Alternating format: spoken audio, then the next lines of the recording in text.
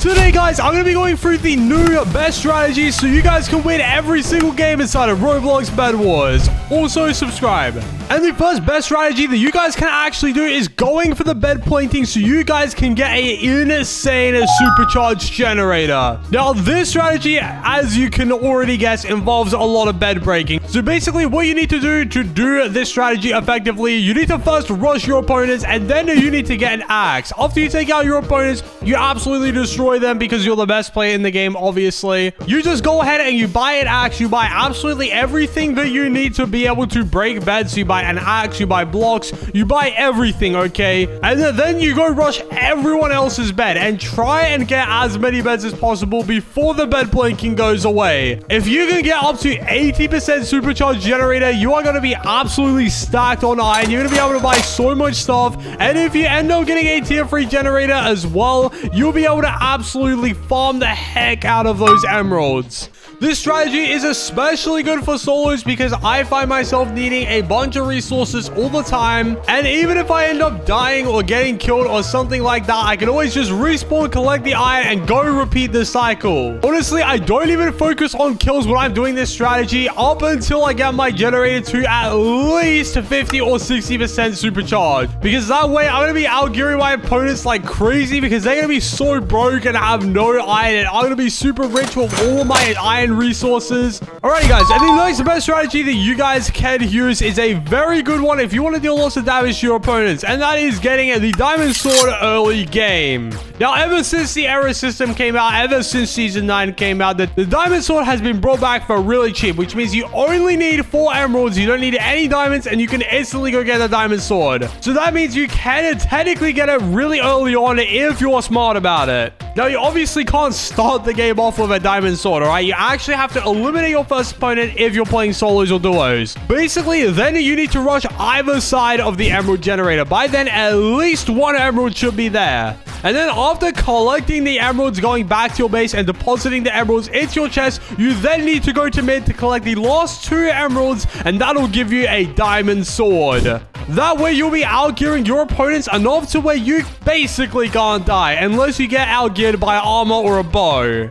You can basically just wipe out all of your enemies with all of the damage that you're doing, and if you get damage upgrades on top of that, you're going to be absolutely destroying your enemies, all right? There's going to be absolutely nothing they can do to destroy you because you're just super overpowered with your diamond sword. This is especially great for early games simply because none of your opponents are going to have anything good, and if you're stacked out with a diamond sword, you're going to be laughing, bro. You're going to be destroying everyone. There's going to be nothing they can do. Anyways, guys, let's talk about outgearing your opponents more because this next best strategy involves getting enchant. Now, you might be saying like, oh my gosh, no, duh, you obviously have to get enchants to win games. Like, isn't that obvious? Well, yeah, you are right on that. But what happens if you get early chance at the start of the game when your opponents may not have the best loot? You only need 6 diamonds now to get the enchanting table and 50 iron. So the bar to actually getting the enchants is super low. It is dirt cheap to even get 1 basic enchant, and they do last a pretty decent amount of time. I think it's like 180 seconds or something like that. It's a pretty decent amount of time, especially for early game.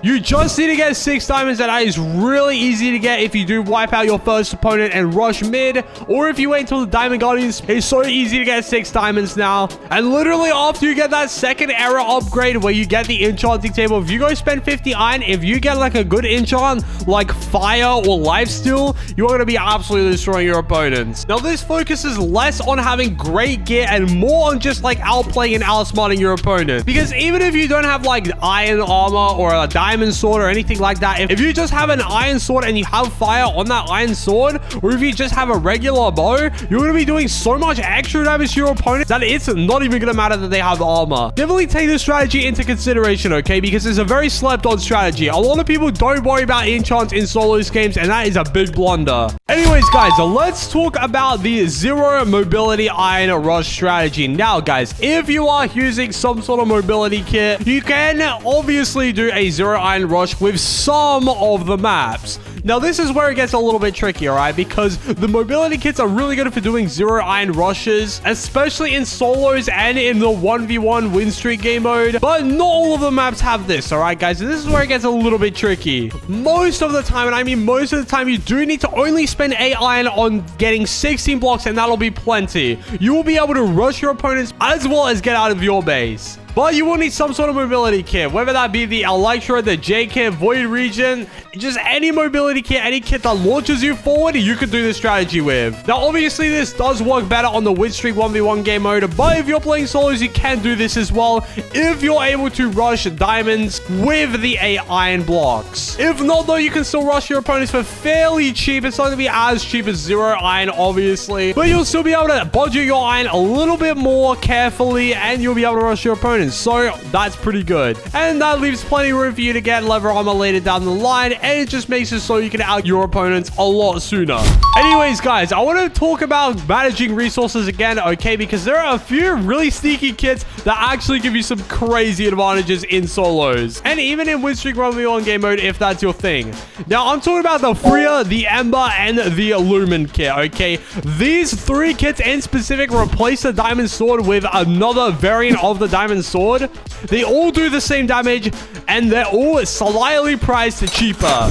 These all are slept on kits, and these are really good kits for solos, okay? Especially the Freya kit, all right? I came across a Freya kit in my solos game one time, and he absolutely destroyed me, okay? I'm not gonna lie to you. He wiped me out of the game, and it was so unexpected because I couldn't even run away. I had no blocks on me, and when I tried to run away and he slowed me down, he instantly killed me, okay? I was so underprepared, and he absolutely destroyed me. So these kits are definitely really good. And the reason why they're so good is because you can get 3 emeralds. That is literally it. 3 emeralds is 1 less emerald than a diamond sword, by the way. And you can get these really overpowered swords with really cool abilities. The Ember kit has a fire dash spin, which applies the fire 1 enchant to your opponents. And the Lumen kit actually has a projectile damage that you can do with the Lumen sword. These kits are so slept on, all right? I have no idea why people don't use these kits and actually use them in their solo game strategies. They are super overpowered, okay? I'm not gonna lie to you. Try them out. I even might have some gameplay footage on screen right now showing how overpowered these kits are, okay? But let's not get too caught up on that, all right? Because I'm going for now a more late game strategy. What if you're in the later stages of the game? You're not too worried about finishing the game quickly. You're in for the long run. Well, let me propose this strategy. If you actually just stick to upgrading the error system that the Bedwars developers have added into Season 9, then you can actually get pretty overpowered, and I'll explain why. So the first thing that you unlock with the error system is obviously the stone sword and the enchanting table. But then it only gets better from there. You can then upgrade to get an iron sword as starting gear, and you can also get the crossbow and like all of the other really cool stuff. And then you can upgrade to the emerald and the alliance stage, which gives you a diamond sword and access to emerald armor. Now, obviously, if you're in it for the long run, emerald armor is pretty appealing, but what I really want to touch on now is the diamond sword. Now, similar to the last strategy that I mentioned with the diamond sword, this one's a little bit better because you can actually keep spawning with the diamond sword, so there is no risk involved. If you die, it doesn't matter. You'll save yourself 4 emeralds every single time you want a diamond sword because you'll literally just spawn with it. And it's going to be pretty hard for your opponents to outgear you when you literally spawn with really crazy good gear. As long as your opponents don't have the exact same arrow upgrades as you, you'll be chilling, all right? You may be lacking in the damage and armor protection components, though, so I would watch out for that, all right? Make sure you have a consistent flow of diamonds in your generator so you can keep upgrading all of the other stuff as well. But yeah, definitely considering maxing out your arrow upgrades if you just want to play the long game, if you just want to max out your opponents constantly. And it's also really good if you're sort of like a beginner player as well. If you keep dying, losing constantly, this is actually a pretty beginner-friendly strategy. Anyways, guys, the next thing I want to talk about, all right, is kits. Now, kits are really important for solo game strategies. Literally just any strategy in general, kits are really important for. So there are a few classes of kits. We have the economy kits, we have the PvP kits, and we have a few other kit genres that I'm not going to go into. If you're playing solos, duos, squads, literally anything, you want to choose between the economy, the fighter, and the movement kits. Those are the 3 classes you want to choose by. Literally, all of them are good options as long as you know how to use them. Look at some of the kit descriptions and see which one you like. And since you've made it this far into the video, I'm going to tell you a little secret that no one else that's made it this far knows about, all right? And if you're right here, right now, you're one of these special few who's going to know about this really cool thing. So, guys, if you are early to my future videos and you've watched the whole video, of course, and you've liked and subscribed to my channel, comment your username down below. And if you guys want a kit or anything like that, just comment down below what kit you want with your username, and I may potentially slide you guys a kit.